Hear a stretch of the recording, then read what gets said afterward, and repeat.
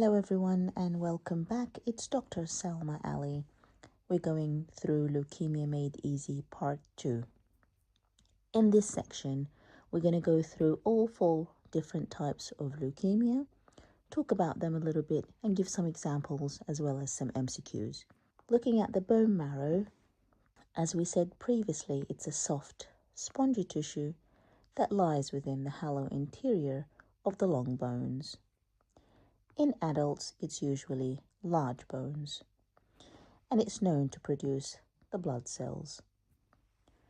Bone marrow forms around 4% of the total body weight, about 2.6 kilogram in a healthy adult. As we mentioned previously, in the bone marrow, it starts producing the stem cells are either myeloid or lymphoid. The myeloid stem cells produce the red blood cells, the platelets, and then it forms the myeloblast that gives me the granulocytes, basophils, neutrophils, and eosinophils. Versus the lymphoid stem cells give me lymphoblast that can give me B and T lymphocytes, as well as the natural killer cells. From looking at this picture, you should now recognize the word blast, like myeloblast and lymphoblast. These are immature cells, and that's why they are seen in acute leukemia. If you see the word myeloblast, it's acute myeloid leukemia. And you see lymphoblast in acute lymphocytic leukemia. Let's take neutrophil as an example. Neutrophil's development starts with the myeloblast, promyelocytes, myelocytes, metamyelocytes, band cells, and PMN. Again, if you look at these cells, the immature myeloblast and the promyelocytes are usually seen in acute leukemias, versus the rest can be seen in chronic leukemias. Acute leukemias in general develop suddenly and grow very quickly. The cells of acute leukemias are immature cells. As I said, we see the word blast. The 2 acute leukemias are acute lymphocytic leukemia and acute myeloid leukemia. Chronic leukemias develop slow, over months to years. The cells are usually mature. The 2 examples and the 2 types are chronic lymphocytic leukemia and chronic myeloid leukemia. Let's talk about acute lymphocytic leukemia.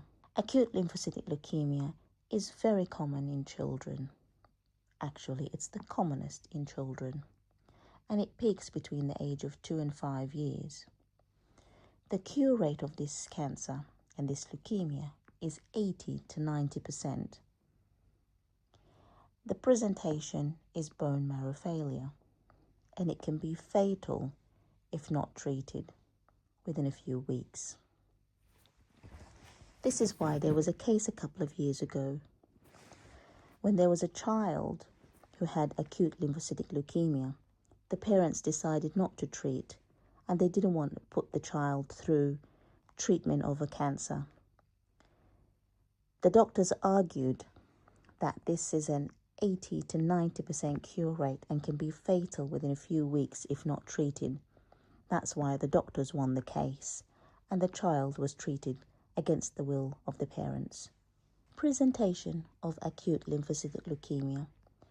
They present with weakness and fatigue, which is usually linked to the anemia. They can present with unexplained fever and infection, which can be associated with the dysfunctioning white blood cells. Like any cancer, they can present with weight loss and loss of appetite.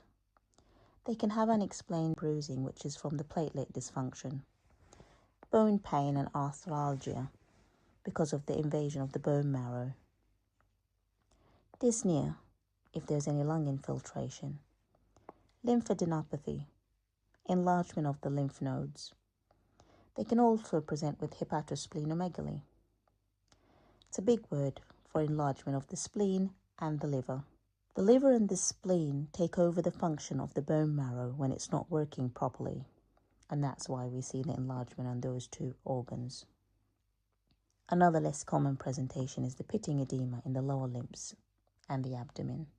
Chromosomal abnormalities in acute lymphocytic leukemia are a lot.